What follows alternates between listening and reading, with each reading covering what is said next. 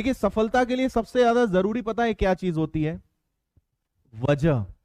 वजह शब्द जानते हैं आप सक्सेस कभी नहीं हो पाओगे जब तक आपके पास कोई वजह नहीं होगी, है ना।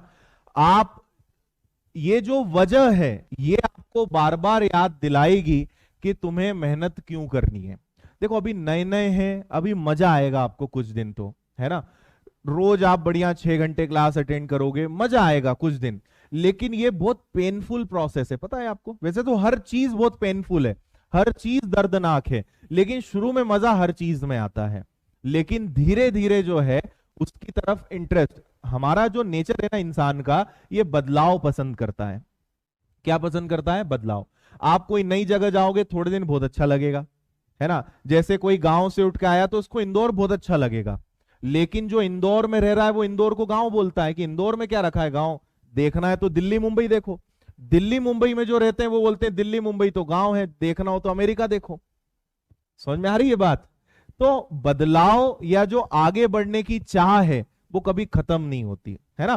तो आज आपको लगा कि कॉम्पिटिटिव एग्जाम्स की प्रिपरेशन करते हैं, आपको 17 प्रकार के लोग मिलेंगे, मोबाइल पे आप देखोगे, कभी आपका मन करेगा यार बिजनेस कर लें क्या, चाय की टपरी खोल लें क्या, आजकल करोड़ों की कंपनी बन रही है चाय वालों की, चाय की दुकान चला लें अपन, है ना।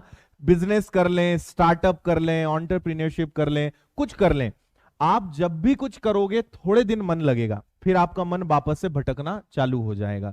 इसलिए एक बात समझें कि अगर इस लाइन में आ गए हैं, जैसे मैं मेरा एग्जाम्पल देता हूं, मुझे ये 12th के बाद, 12th यानी मैं बात कर रहा हूं 2007-8 के आसपास, मुझे 2007-2008 में ये समझ में आ गया था। मैंने 10th के बाद बायो लिया था, मतलब साइंस लिया था, है ना। मुझे मैथ्स बिल्कुल पसंद नहीं था, बहुत बेकार सब्जेक्ट लगता था। तो 10th के बाद मैंने ऐसा विषय ढूंढा जहां पे मैथ्स का नामो निशान नहीं होना चाहिए, तो मैंने बायो लिया, मतलब साइंस लिया, ठीक है। और डॉक्टर बनना था, है ना। बनना क्या था, बना रहे थे लोग अपने को, तो उस समय अपनी तो इतनी बुद्धि नहीं थी कि क्या बनना है। तो घर वालों ने कहा बेटा तुम डॉक्टर बन जाओ, पड़ोसियों ने कहा इसको डॉक्टर बनाओ, बन जाएंगे, अपना क्या जा रहा है, सब बनाना चाह रहे हैं तो बन जाएंगे। 11th-12th में साइंस लिया, बायोलॉजी पढ़ा, समझ में आया कि डॉक्टर बनना बहुत डिफिकल्ट है, और दूसरा पैसा भी अच्छा खासा चाहिए, और अपने घर वाले इतना दे ही नहीं पाएंगे। तो वहां समझ में आया कि गलती कर दी। तो मैंने फिर ग्रेजुएशन किससे किया? कॉमर्स से। साइंस के बाद मैंने क्या लिया? कॉमर्स। 12th तक मैं हिंदी मीडियम का स्टूडेंट रहा। तो मैंने फिर ग्रेजुएशन के समय पे 2 चैलेंज लिए। पहला तो मैंने इंग्लिश मीडियम कर लिया, क्योंकि मुझे पता था कि इंग्लिश में आप कुछ भी लिख दो नंबर मिल जाते हैं ठीक है। और कॉमर्स ले लिया, बीकॉम ले लिया। फिर समझ में आया कि यार बीकॉम से भी कुछ नहीं होना है। 12th में मुझे एक चीज क्लियर हो गई थी, मैंने 12th से पढ़ाना शुरू कर दिया था। 11th से मैंने एक जॉब स्टार्ट किया था। 2007-8 में मैंने अपनी पहली जॉब स्टार्ट करी थी, because of financial conditions and so many other things. तो 2007-8 में मैंने एक जॉब स्टार्ट करी थी, और उस समय मुझे 6,000 रुपए महीना मिलता था। 12th में आके मैंने पढ़ाना शुरू कर दिया था। पहले मैं इंग्लिश पढ़ाया करता था, स्पोकन इंग्लिश और अपना एक ग्रामेटिकल इंग्लिश वो पढ़ाता था, क्योंकि मैथ्स तो देखना भी नहीं है, मैथ्स बहुत बेकार लगता था उस समय तक। तो इंग्लिश से को लेकर इंटरेस्ट आया, उसी के कारण मैंने इंग्लिश मीडियम लिया, और मजा आता था उसमें। 12th में मैंने रियलाइज करा कि यार असली आनंद मुझे जो मिल रहा है वो पढ़ाने में मिल रहा है। लेकिन पढ़ाना है तो कोचिंग एक ऑप्शन हो सकता है कि अपनी खुद की कोचिंग चालू कर ली जाए, लेकिन पैसे ही नहीं, घर वाले भी इतने सक्षम नहीं कि वो पैसा दे दें। तो अपने पढ़ाने के जो पैशन को 2-3 साल जारी रखा।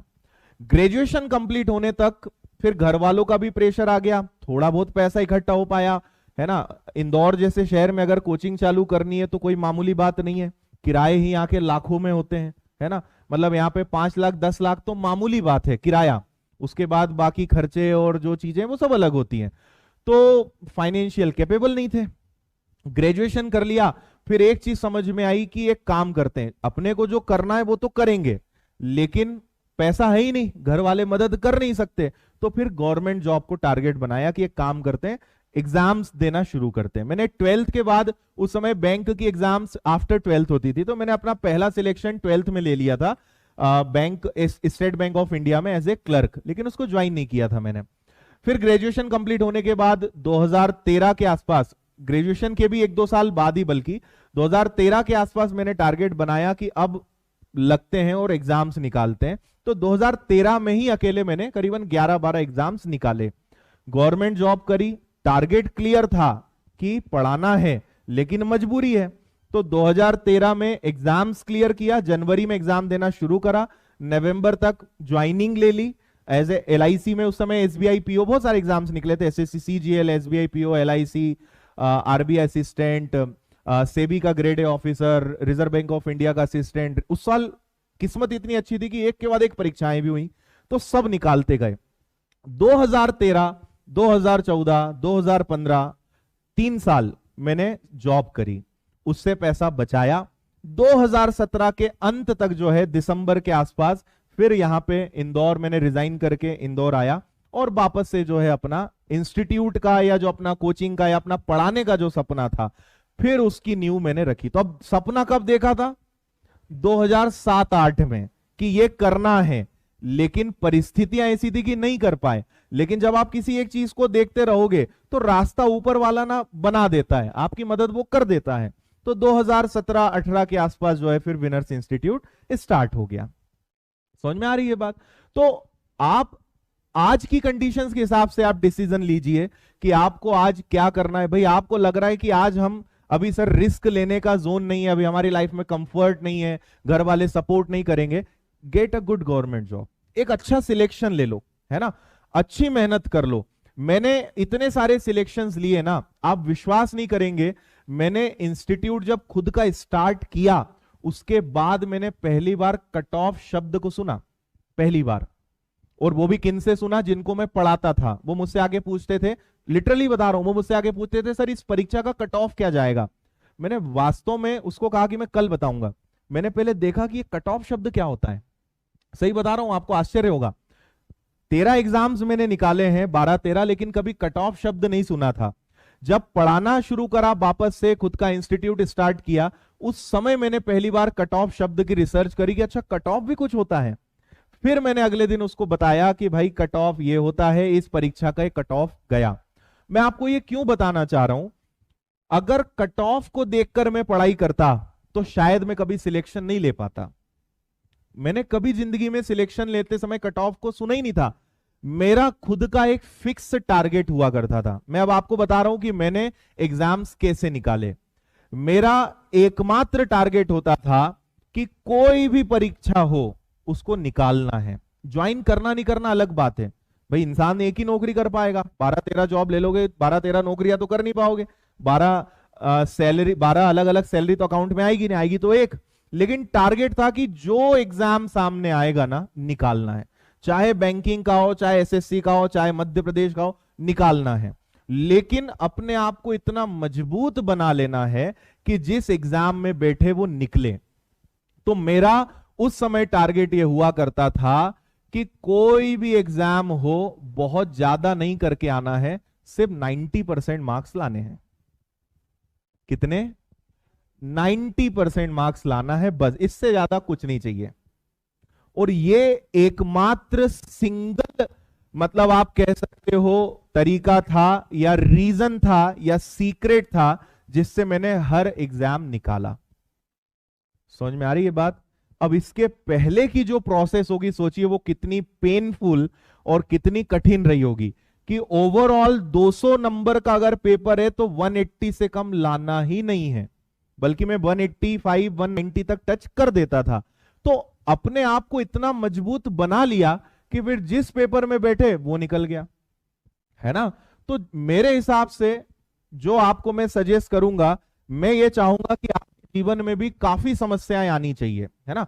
समस्याएं जो है आपको मजबूत करती है, और आपके जीवन में आपका पर्सनल आज से टारगेट होना चाहिए। भाई देखो, समस्याएं 2 प्रकार की होती हैं, एक अच्छी समस्या होती है, एक बुरी समस्या होती है। बुरी समस्या तो वैसे तो समस्या बुरी ही होती है, लेकिन आपको पता है there are good problems also, अच्छी समस्याएं भी होती हैं।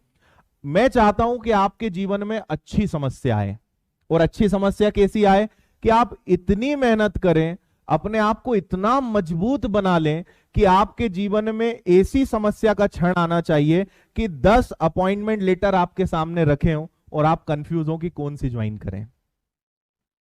ये समस्या आपके जीवन में आए तो मजा है मेहनत का। और ये संभव है कि नहीं है? आप सोचिए, मेरे साथ कितनी बड़ी समस्या थी कि 12 अपॉइंटमेंट लेटर सामने रखे थे और मुझे एक चुनना था। कितना कठिन डिसीजन था वो, पर मजा है।